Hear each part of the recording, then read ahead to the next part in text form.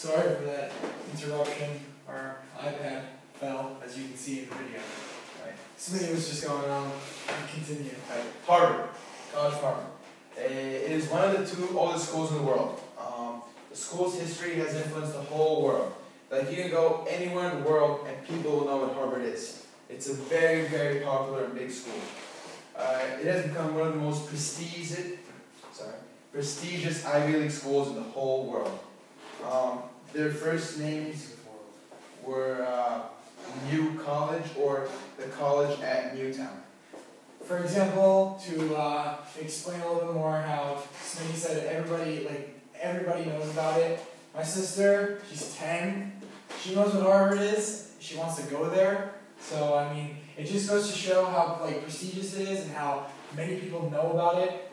Because, my sister's 10 and she already knows that how prestigious the school is and how she knows that she wants to be successful when she grows up. And from what she knows, she's thinking that if she wants to be successful, that Harvard might be the place to go. That's just an example. But everybody in this school, I'm sure, knows what Harvard is, and they know that you need to be a very smart and committed student to get there. John Harvard. The school's name Harvard was named after an English clergyman from London, England. His name was John Harvard. As you can see the picture, that's John Harvard. He was born in November 26, 1607, and died at the age of 30 at September 14, 1638. He did not have any children.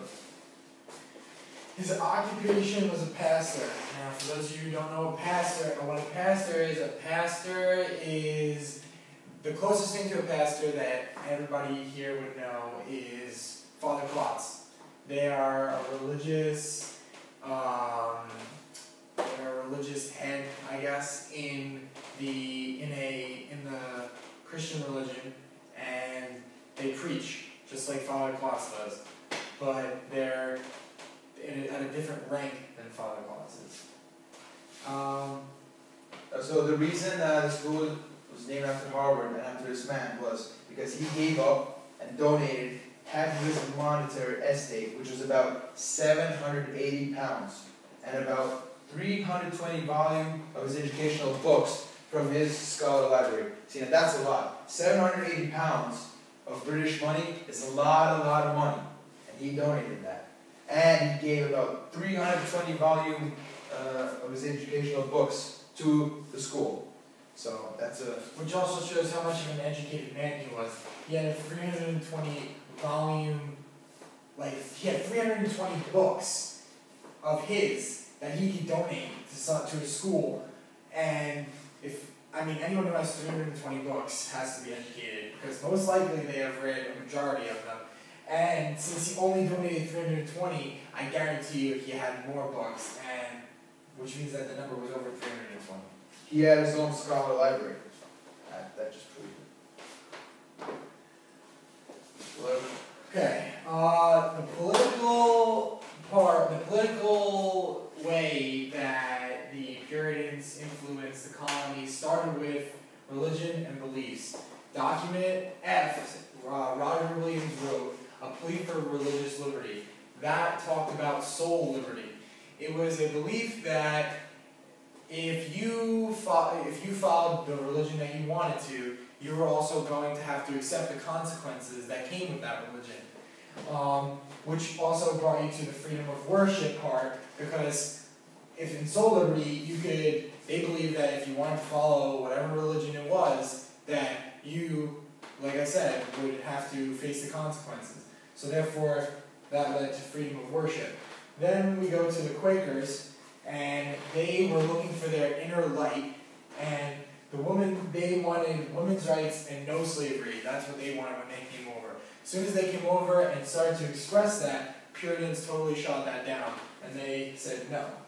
Now, document H John Cotton also wrote The Limitation of the Government, and that is what is going to bring us towards the next subject. Social development. Started by ignoring English laws, which risked war. Like we talked about in class, one of our vocab words, that brings up salutary neglect. Then we get on to another religious part, which is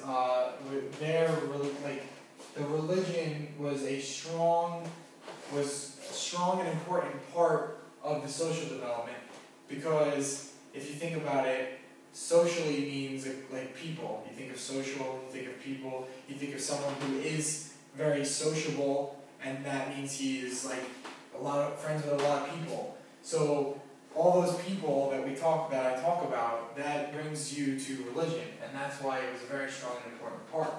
Now we have two quotes from documents C and J, which brings up how strong the religion was. So, document C.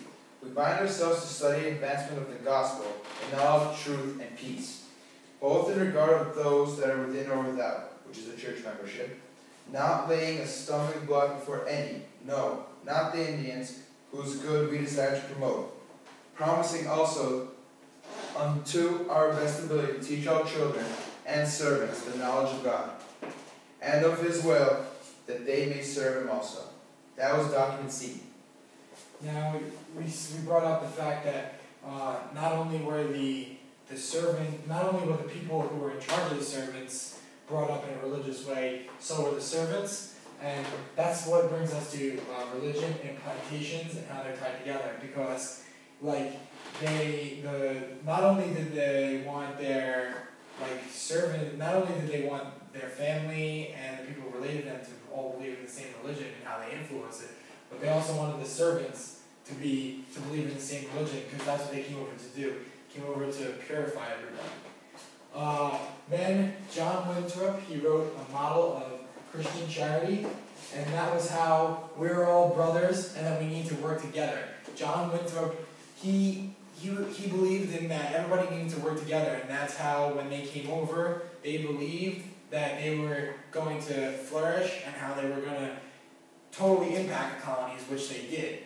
And with them working together, that's how they impacted the colonies in these three major ways. When I read this, I also thought about SKS and the whole brotherhood here, just to relate to it. Here, we're all brothers, and that's how this school, that's how we are such a strong school, and how we could go over to a school like Hotchkiss and last year we beat them, but this year we didn't, but we still came on strong, and we all protect each other. That's how small groups survive. Small groups are also very tight, they protect each other, they respect each other, it's like very, very tight, it's a very strong bond they hold, like we do here.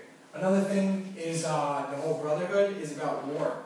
If they get into a war and you're fighting in a war, now picture yourself fighting in a war and you're shooting and whatever, and you look next to you and there's another guy and you don't know him.